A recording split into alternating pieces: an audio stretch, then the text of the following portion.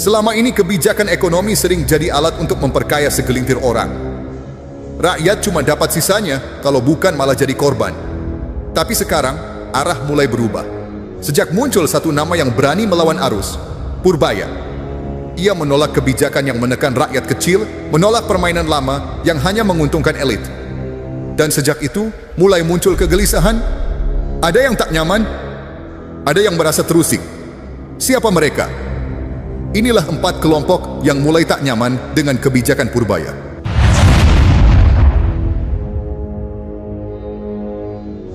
Pertama, yang mulai tidak nyaman adalah kelompok pengusaha besar dan oligarki ekonomi. Selama bertahun-tahun, mereka hidup tenang dalam sistem yang memanjakan. Pajak rendah, akses proyek lancar, keuntungan besar, seolah negara ini dibuat hanya untuk mereka. Ketika rakyat menjerit karena harga naik, mereka tetap bisa tertawa di ruang rapat berpendingin udara. Ketika UMKM kesulitan, mereka justru menambah aset. Semua itu terjadi karena kebijakan ekonomi lama terlalu sering tunduk pada kepentingan modal besar. Tapi sekarang arah mulai berubah. Purbaya datang bukan untuk meneruskan kenyamanan mereka, tapi untuk mengoreksi ketimpangan yang sudah kelewat jauh. Ia bicara apa adanya. Rakyat jangan lagi jadi korban. Ia menolak ide menaikkan pajak bagi rakyat kecil. Ia menolak menjadikan dapur rakyat sebagai tambalan defisit negara. Bagi Purbaya, tanggung jawab fiskal tidak boleh menindas mereka yang paling lemah. Dan di titik itu para pemain besar mulai resah. Mereka kehilangan kendali atas meja kebijakan. Mereka tidak lagi bisa memaksa aturan mengalir sesuai kepentingan. Sebab Purbaya bicara dengan nurani, bukan dengan amplop. Ia tidak butuh restu dari pengusaha, karena restu rakyat jauh lebih penting. Inilah yang membuat para oligarki gusar, karena selama ini mereka terbiasa mengatur arah ekonomi lewat pintu belakang. Dan kini pintu itu mulai ditutup rapat. Mereka takut pada orang seperti Purbaya, karena ia tidak bisa dibeli, tidak bisa ditekan, dan tidak mau bernegosiasi atas penderitaan rakyat. Pertanyaannya, selama ini siapa yang paling menikmati kebijakan ekonomi negeri ini? Rakyat yang bayar pajak, atau segelintir orang yang tahu cara menghindarinya? Dan jika hari ini ada yang mulai gelisah karena suara Purbaya makin keras membela rakyat, mungkin justru dari sanalah kita tahu siapa yang sebenarnya di pihak benar dan siapa yang takut kehilangan kenyamanan semu. Kedua, yang mulai terusik adalah para politisi lama yang terbiasa menjadikan ekonomi sebagai alat main kekuasaan. Selama ini mereka hidup dari proyek, bukan dari kinerja. Setiap ada kebijakan baru, yang mereka pikirkan bukan manfaatnya untuk rakyat, tapi bagian saya di mana? Setiap proyek besar, entah infrastruktur atau program bantuan, ujung-ujungnya bisa dinegosiasikan. APBN yang seharusnya untuk rakyat berubah jadi ladang kepentingan kelompok. Tapi Purbaya datang dan memutus rantai itu. Ia bicara pakai data, bukan perasaan. Ketika ada usulan menaikkan pajak agar anggaran proyek politik bisa jalan, Purbaya menolak mentah-mentah. Katanya, rakyat lagi susah, jangan malah ditambah beban. Ia tahu menaikkan pajak rakyat kecil cuma akan memperdalam luka ekonomi, sementara mereka yang punya kekuasaan tetap hidup nyaman. Misalnya waktu muncul wacana menaikkan pajak, banyak politisi justru mendukung diam-diam. Alasannya untuk menambah penerimaan negara. Tapi Purbaya berdiri di sisi lain. Ia bilang, negara tidak boleh menutup lubang anggaran dengan uang rakyat miskin. Yang harus dikejar itu kebocoran pajak dari perusahaan besar, bukan dari warung kecil di pinggir jalan. Dan disitulah para politisi lama mulai panas dingin. Mereka kehilangan pemain yang bisa diajak kompromi. Karena Purbaya tidak bisa diatur, tidak mau main dua kaki. Ia tidak peduli siapa yang tersinggung selama yang dibela adalah rakyat kecil. Bagi sebagian politisi, gaya seperti ini berbahaya. Karena kalau rakyat mulai sadar bahwa ekonomi bisa dijalankan dengan jujur dan adil, maka wajah asli mereka akan terlihat. Rakyat akan tahu siapa yang bekerja untuk negeri dan siapa yang selama ini hanya pura-pura peduli. Dan mungkin itu yang paling mereka takutkan. Ketika suara rakyat mulai berpihak pada orang yang tidak bisa dibeli. Karena di negeri ini suara jujur seringkali dianggap ancaman. Tapi justru dari situlah perubahan dimulai. Dari satu orang yang berani berkata, cukup sudah, ekonomi tidak boleh jadi alat tipu rakyat lagi. Ketiga, yang mulai tidak nyaman adalah para birokrat yang selama ini hidup dengan budaya asal atasan senang. Mereka terbiasa bekerja dengan pola lama. Laporan bagus di atas kertas, Asal tanda tangan beres, asal pimpinan senang, urusan selesai. Padahal di lapangan, rakyat tetap kesulitan. Program banyak yang macet dan angka-angka di laporan hanya jadi hiasan. Budaya semacam ini sudah lama mengakar di birokrasi, di mana kejujuran dianggap bahaya dan kebenaran seringkali dikorbankan demi kenyamanan jabatan. Tapi Purbaya datang dengan gaya yang berbeda. Ia tidak peduli siapa yang duduk di kursi tinggi selama kebijakannya tidak berpihak pada rakyat. Ia tidak mau menerima laporan asal-asalan yang dibuat demi menutupi kegagalan. Ia tidak mau menandatangani kebijakan yang tidak masuk akal.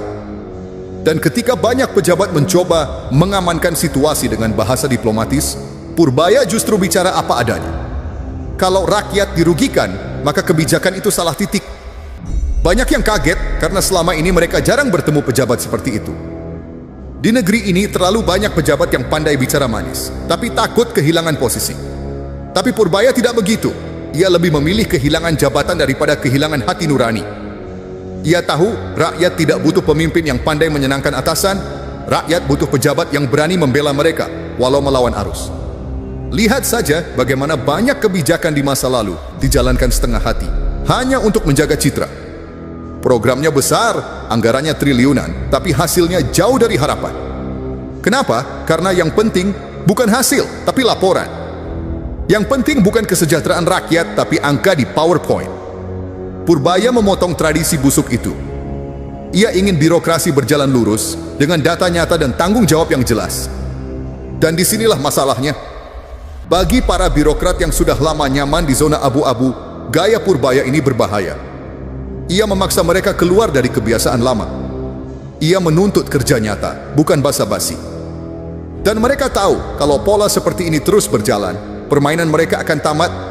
Tapi bukankah ini yang seharusnya terjadi dari dulu? Bukankah negara ini seharusnya diurus dengan kejujuran, bukan dengan kepura-puraan? Purbaya hanya mengembalikan hal yang mestinya jadi dasar. Rakyat harus diutamakan, bukan jabatan. Tapi anehnya, justru dari sikap sederhana itu, banyak pejabat merasa terancam. Mungkin karena selama ini, mereka sudah terlalu lama hidup dalam kebohongan yang mereka anggap normal. Keempat, yang paling terguncang adalah kelompok elit lama yang dulu diuntungkan oleh kebijakan era Jokowi. Selama bertahun-tahun, mereka hidup nyaman dari proyek-proyek besar yang diklaim untuk rakyat, tapi ujungnya justru membebani rakyat. Jalan tol dibangun megah, tapi rakyat kecil tetap bayar mahal. Pabrik asing masuk mudah, tapi tenaga kerja lokal hanya jadi penonton. Slogan kemandirian berdiri di atas kertas, tapi ketergantungan pada modal besar tetap dijaga. Itulah pola ekonomi lama. Pertumbuhan tinggi di atas kertas, tapi perut rakyat tetap kosong. Semua serba terukur dan terencana, tapi yang menikmati hasilnya hanyalah segelintir orang di lingkaran kekuasaan dan bisnis. Rakyat diberi harapan, tapi hasilnya janji yang tak pernah ditepati. Kini, datang Purbaya yang membalik arah itu. Ia bicara soal ekonomi dari bawah, dari dapur rakyat, dari sawah, dari pasar. Ia ingin kebijakan dibuat bukan di ruang rapat hotel mewah, tapi dari fakta lapangan yang sesungguhnya. Ia tahu ekonomi sejati bukan tentang seberapa besar proyek, tapi seberapa banyak rakyat yang bisa hidup lebih layak.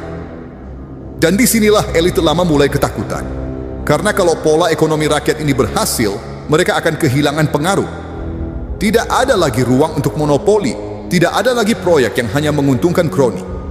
Purbaya menolak tunduk pada kekuasaan yang hanya menjaga kepentingan modal. Ia menolak kompromi dengan ketidakadilan. Dan sikap seperti ini berbahaya bagi mereka yang selama ini hidup dari sistem yang timpang. Mereka tahu kalau suara Purbaya terus menguat, maka permainan lama mereka akan hancur. Tapi coba kita jujur sebentar, siapa sebenarnya yang selama ini paling menikmati pertumbuhan ekonomi? Apakah rakyat kecil yang bayar pajak tiap bulan, atau para pengusaha besar yang dapat keringanan lewat jalur istimewa? Dan sekarang ketika ada satu pejabat yang berani bicara jujur, yang menolak menjadikan rakyat sebagai korban, kenapa justru ia yang diserang? Itulah wajah asli kekuasaan. Mereka takut pada kejujuran, karena kejujuran membuat segalanya terbuka. Mereka takut pada orang seperti Purbaya, karena ia tidak bisa dijinakkan. Dan mungkin justru dari sosok seperti inilah harapan baru itu muncul. Harapan bahwa ekonomi negeri ini akhirnya benar-benar bisa berdiri di atas kaki rakyatnya sendiri, bukan di atas pundak para elit yang selama ini hidup dari keringat orang kecil. Inilah 4 kelompok yang paling terusik oleh suara Purbaya. Bukan karena ia mencari musuh, tapi karena ia bicara apa adanya, tanpa takut kehilangan posisi, tanpa harus menjilat kekuasaan. Purbaya menunjukkan bahwa ekonomi yang sehat lahir dari keberanian, bukan dari kompromi. Dari kejujuran, bukan dari pencitraan. Dan keberanian seperti ini selalu punya harga, dibenci oleh mereka yang selama ini hidup dari kebohongan sistem. Tapi justru di sanalah harapan muncul. Karena selama masih ada orang yang berani bicara jujur, masih ada peluang bagi negeri ini untuk pulih. Dari ekonomi yang dikuasai elit, menuju ekonomi yang benar-benar berpihak pada rakyat. Monggo yang mau menanggapi silahkan tulis dalam komentar. Mari kita berdiskusi.